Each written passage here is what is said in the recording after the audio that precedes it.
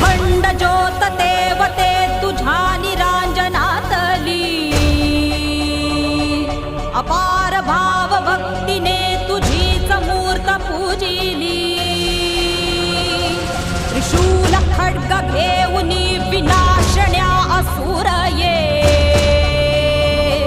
बनून रौद्र कामिनी प्रकाशण्या तिमिर ये।